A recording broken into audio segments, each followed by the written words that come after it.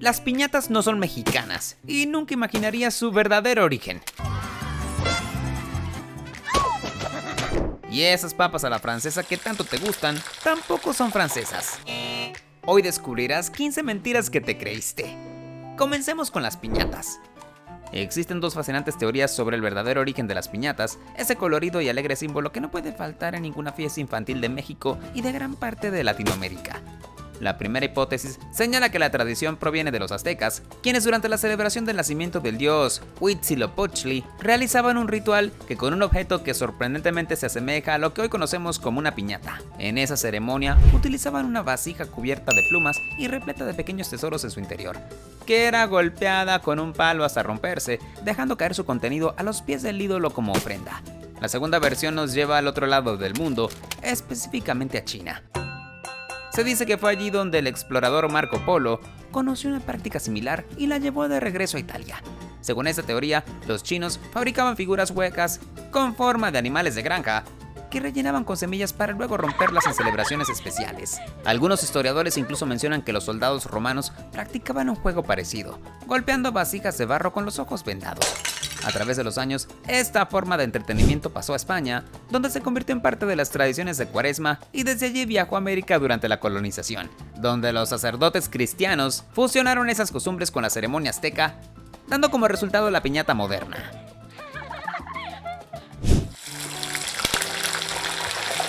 Papas a la francesa. La comida callejera más famosa del mundo es una mentira geográfica. Si crees que las papas fritas nacieron en París, abróchate el cinturón porque la Torre Eiffel no tiene nada que ver. Los restaurantes americanos, desde McDonald's hasta los más gourmets, las sirven como un símbolo universal de la comida francesa. Pero esa es la historia que nos vendieron. El verdadero origen de ese manjar crujiente y salado está a solo 300 kilómetros de París, en Bélgica. La historia nos lleva a la ciudad de Namur en el siglo XVII, donde los habitantes de esta región, que bordea el río Mosa, eran grandes consumidores de pequeños pescados fritos. La economía y la tradición giraban en torno a este platillo, pero en un invierno particularmente cruel, el río se congeló completamente y no pudieron pescar. Para mantener su tradición culinaria, los belgas tuvieron que improvisar. Así que cortaron patatas en forma de pequeños peces y las frieron en aceite hirviendo. La textura era familiar y el sabor delicioso. Pero ¿por qué entonces el nombre de French? La confusión es un simple y frustrante error de traducción militar. Durante la Primera Guerra Mundial, soldados estadounidenses llegaron a Bélgica y las papas fritas les encantaron. Pero como en esa zona se habla el idioma francés, los soldados que no distinguían entre cultura y lengua asumieron que estaban en Francia y las bautizaron para siempre como French fries. La pobre documentación y el ejército hambriento le dieron el crédito al país vecino. Croissants. Si hay un símbolo gastronómico de Francia es este, pero el croissant es tan francés como el sushi. Su origen real es la Viena del siglo XVII. Sin embargo, cuando paseas por cualquier calle de París, sientes el olor a mantequilla tibia y ves la forma perfecta de media luna. El petit déjeuner francés es impensable sin él. Es un ícono cultural, artístico y culinario que creíamos que nació en las panaderías de la nobleza francesa, pulido con siglos de dedicación parisina. La verdad es mucho más heroica y militar. La historia comienza en 1683 durante el brutal asedio de Viena por parte del Imperio Otomano. Un panadero vienés llamado Peter Wendler, trabajando en plena noche, como era su costumbre, escuchó ruidos extraños bajo tierra. Se dio cuenta horrorizado de que las tropas otomanas estaban cavando túneles para entrar sigilosamente en la ciudad. Así que dio alarma salvando a Viena de una masacre. Para celebrar la victoria y sobre todo para burlarse del enemigo, Wendler horneó una masa dulce con la forma de media luna, el símbolo de la bandera turca. A esa creación la llamaron Kipfer, que significa media luna. Y entonces, ¿cómo llegó a ser francés? La leyenda más popular cuenta que fue la reina María Antonieta de Austria, quien al casarse con Luis XVI y mudarse al Palacio de Versalles en 1770, extrañaba los sabores de su tierra natal. Así que ordenó a los panaderos reales que recrearan el Kipfer. Con el tiempo, los panaderos franceses lo perfeccionaron usando la técnica del hojaldre, más capas de mantequilla y lo nombraron croissant. La versión moderna es francesa, sí, pero su inspiración original y su forma de burla militar es 100% austríaca. Cada vez que muerdes un croissant perfecto, recuerda que estás probando un homenaje a un panadero que salvó una ciudad y se burló de su imperio y que esa batalla tuvo lugar en Austria. Ketchup. El ketchup siempre se ha visto como el símbolo de la comida americana, pero ni es americano ni originalmente llevaba tomate. Prepárate porque esta salsa roja viene de Asia y su historia es increíblemente salada. Este es el acompañamiento indiscutible del barbecue y del fast food estadounidense. La marca Heinz es tan icónica que parece haber nacido bajo la Estatua de la Libertad. Es la salsa roja universal que le ponemos a casi todo. Pero la verdad es que ketchup tiene un pasaporte chino y su historia nos obliga a viajar miles de kilómetros hasta el siglo XVII al sudeste de China. El antecesor del ketchup se llamaba ketchup y no era dulce, era una salsa fermentada. Hecha principalmente a base de pescado, era salada y umami, así que por lo general se utilizaba para sazonar y conservar platos. Era en esencia una salsa de pescado similar a la que hoy usan en las cocinas de Tailandia y Vietnam. Ahora te preguntarás cómo llegó a América. Bueno, los marineros y comerciantes ingleses que visitaban el sudeste asiático del siglo XVII quedaron fascinados por el sabor umami del ketchup y lo llevaron de vuelta a Europa. Una vez en el mundo occidental, los cocineros comenzaron a experimentar. Le añadieron setas, nueces, anchoas, ostras y ciruelas. Esta era una salsa versátil sin reglas fijas, utilizada para conservar carnes. No fue hasta 1812 que el científico James Messe introdujo el tomate en la fórmula, pensando que sus propiedades antioxidantes ayudarían a la conservación. El tomate hizo que la salsa fuera más estable y popular. Henry J. James no la inventó, simplemente la popularizó masivamente y la endulzó dándole el nombre y la consistencia que hoy conocemos. Así que la próxima vez que uses ketchup, recuerda que esa botella roja es el resultado de un viaje transoceánico que comenzó con pescado fermentado y no con tomates maduros de California. Pizza hawaiana. Si hay un crimen culinario es este: la pizza hawaiana. Y la sorpresa es que este plato controversial no tiene nada que ver con el surf, las playas o los volcanes. El lugar de origen es tan frío como Canadá. Por su nombre, asumimos que nació en las islas de Hawái e imaginamos a un chef local combinando la dulzura tropical de la piña con el jamón en una base de masa mirando el mar. El nombre y los ingredientes sugieren un ambiente playero. Es una asociación lógica pero completamente falsa.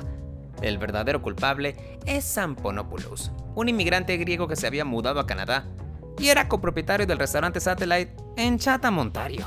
Corría el año 1962 cuando Ponopoulos buscaba formas de atraer clientes, así que estaba experimentando con toppings exóticos para la época, más allá del pepperoni. Inspirado por la cocina china, que a menudo mezcla lo dulce y lo salado, decidió probar la piña enlatada con jamón en la pizza y a sus primeros clientes les encantó la combinación.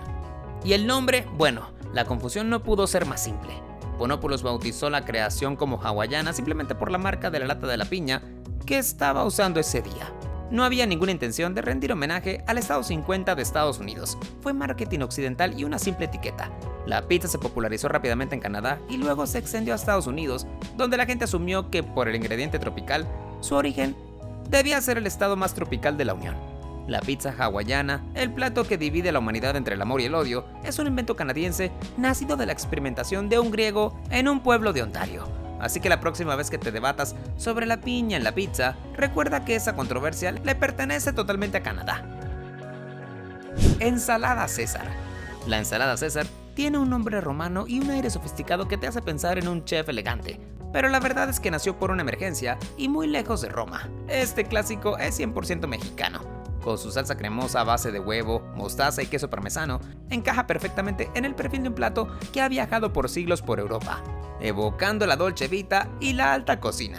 Pero la verdad es que la ensalada César es hija de la prohibición y de la desesperación. El verdadero creador fue Cesare Cardini, un inmigrante italiano que debido a las estrictas leyes de prohibición de alcohol en Estados Unidos en los años 20, tuvo que abrir un restaurante al otro lado de la frontera, en Tijuana, México, llamado Cesar's Place. El 4 de julio de 1924, un día festivo, el restaurante se llenó con más clientes de lo esperado. Cardini, con la despensa casi vacía y sin tiempo de ir al mercado, tuvo que improvisar para sus invitados. Usó lo poco que le quedaba: lechuga romana, aceite de oliva, limón, yemas de huevos crudas, queso parmesano, pan frito y salsa Worcester.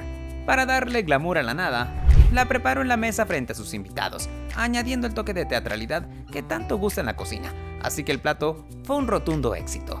Aunque era conocida localmente como la ensalada de Tijuana, su nombre César y los ingredientes italianos la hicieron sonar lo suficientemente sofisticada como para ser adoptada rápidamente por la alta cocina estadounidense. El nombre del chef oscureció el lugar real de su nacimiento y la historia se encargó de cruzar la frontera en el sentido equivocado. Gran danés. Con tan solo escuchar el nombre, cualquiera pensaría que esta imponente raza de perros nació en Dinamarca. pero la verdad es que su origen se encuentra en Alemania, el país vecino del sur. Esos canes conocidos como el Apolo de los perros por su gran tamaño surgieron hace más de 400 años a partir del cruce de dos razas completamente diferentes, el mastín, famoso por su fuerza bruta, y el ágil sabueso inglés, conocido por su velocidad. En los antiguos principados germánicos del siglo XVI, el gran danés fue criado para cazar presas de gran tamaño como venados y jabalíes, así como también sirvieron de guardianes de la nobleza al estar siempre listos para defender a sus amos de cualquier ataque inesperado. A lo largo de los siglos recibieron diferentes nombres, pues en Alemania los conocían como mastín alemán y en Francia fueron bautizados como Grand Danois, con este último nombre haciendo referencia a Dinamarca, sin tomar en cuenta que este país no tuvo nada que ver con su creación. Hacia finales del siglo XIX, la industrialización cambió por completo la vida en Europa y como ya no eran necesarios para cazar, la raza estuvo a punto de desaparecer. Por fortuna, en 1876 fueron declarados la raza nacional de Alemania, lo que aseguró su sobrevivencia. Inclusive en su tierra natal siguen siendo llamados Deutsche Doge, a la par que en la misma época el canciller Otto von Bismarck adoptó varios de esos gigantes que fueron conocidos como Reichsland o perros imperiales. Las crujientes galletas infaltables en todo restaurante chino en realidad no nacieron en China, debido a que surgieron en Kioto, Japón, alrededor de la década de 1870, cuando las pastelerías locales comenzaron a ofrecer unas galletas dobladas conocidas como Sugiura Senbei, que literalmente significa galleta de la fortuna. Estas primeras versiones eran elaboradas con sésamo y miso, muy diferentes a la mantequilla y vainilla que caracterizan la variante moderna adaptada al paladar occidental. A medida que miles de inmigrantes japoneses llevaron sus tradiciones culinarias a Estados Unidos, donde los panaderos nipones comenzaron a fabricar estas galletas, insertando pequeños mensajes con augurios o frases de sabiduría en su interior. Para 1911 ya existía la primera versión con mantequilla y vainilla, además de una máquina diseñada para acelerar la producción, lo cual permitió que se popularizaran aún más. Por desgracia, la historia dio un giro durante la Segunda Guerra Mundial, cuando los japoneses estadounidenses fueron enviados a campos de detención. En su lugar, los inmigrantes chinos se instalaron en los antiguos vecindarios japoneses, tomaron la receta y empezaron a servirla en sus restaurantes, para que las galletas de la fortuna quedaran asociadas a la gastronomía china en el imaginario popular. Actualmente apenas un puñado de fabricantes japoneses mantienen viva la tradición original, mientras que sus contrapartes chinos producen la asombrosa cifra de 3.000 millones de galletas al año para asegurarse de que cada comida sea acompañada de un pequeño mensaje de suerte. Ancas de rana. Para los franceses, este plato no es simplemente un alimento, sino parte de su identidad culinaria, gracias a su versatilidad para ser preparadas fritas o asadas con jengibre, ajo, cebolla y pimienta, que le dan una textura y un sabor únicos que los franceses veneran hasta el punto de consumir alrededor de 80 millones de ranas cada año. La tradición se remonta al siglo XII, cuando las autoridades eclesiásticas ordenaron a los monjes llevar una dieta libre de carne. Astutos y con un toque de ingenio, encontraron un resquicio legal que sostenía que los peces y los anfibios no estaban prohibidos. Fue así como sustituyeron la carne roja por rana, y con el tiempo la práctica se extendió por el país galo, dando como resultado que 500 años más tarde, las ancas se convirtieran en un plato de moda servido en todos los restaurantes de París. Sin embargo, los franceses no fueron los primeros en llevar este anfibio a la mesa, dado que en 2013 un equipo de arqueólogos descubrió que en Wiltshire, Inglaterra, fragmentos óseos de ranas con señales de cocción databan desde hace miles de años. Además, la tradición no es exclusiva de Europa, porque en China ya se consumía desde el siglo I después de Cristo, y hoy día sigue siendo muy popular en gran parte de Asia, especialmente en Vietnam, Camboya y Tailandia. Aún así, en Occidente, la imagen de los franceses degustando ancas de rana permanece como un ícono, y aunque desde 1980 la caza comercial fue prohibida para proteger las poblaciones de su extinción, Francia no renunció a su plato insignia, causando que en la actualidad las ranas lleguen congeladas desde Indonesia para asegurarse de que la tradición sigue viva. Pasteles daneses. Hace 370 años, un simple error de cocina cambió para siempre la historia de la repostería, cuando un panadero francés llamado Claudius Gilly olvidó añadir mantequilla a la harina y, en un intento desesperado por ocultar su equivocación, dobló pequeños grumos de mantequilla dentro de la masa.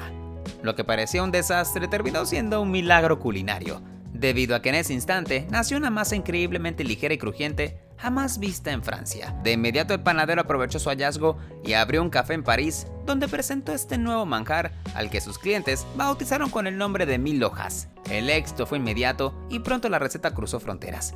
En primera instancia, los chefs italianos lo llamaron hojaldre plegable y rápidamente lo llevaron a Austria, donde también fue un éxito con los locales. Varios años más tarde, una huelga de panaderos en Dinamarca produjo que fueran reemplazados por especialistas austríacos que llevaron consigo la receta, y el resultado fueron los suaves y dulces pasteles que ganaron popularidad en todo el país. Mediante la inmigración danesa hacia lugares como Estados Unidos y Canadá, la receta evolucionó cuando los pasteles fueron reinventados con rellenos de mermelada, frutas y nata, para transformarse así en los célebres pasteles daneses. Pero aquí viene la parte más curiosa, ya que en Dinamarca esos deliciosos postres no son llamados daneses, sino wienerbrød, que significa pan vienés, en honor a los reposteros austríacos que lo introdujeron hace siglos. Gaita. Todos asociamos este instrumento musical con Escocia, y solo basta imaginar a los músicos vestidos con su kilt, llenando el aire con melodías como Flower of Scotland o Amazing Grace para sentir que el sonido se convirtió en un símbolo nacional. Pero la verdad es que pocos saben que sus orígenes son mucho más antiguos y misteriosos de lo que parece. La mayoría de los historiadores sostienen que las primeras gaitas aparecieron en el antiguo Egipto, al menos 1000 años antes de Cristo. De acuerdo a los registros romanos, encontraron gaitas rudimentarias hechas de piel de perro en las tierras de los faraones, lo que sugiere que ese instrumento viajó miles de kilómetros y sobrevivió a diferentes culturas. Con el pasar de los siglos, las gaitas fueron llevadas a distintos rincones del Imperio Romano, y de hecho el propio emperador Nerón quedó tan fascinado por su sonido que solía tocarlas durante su reinado para ayudar a difundirlas aún más.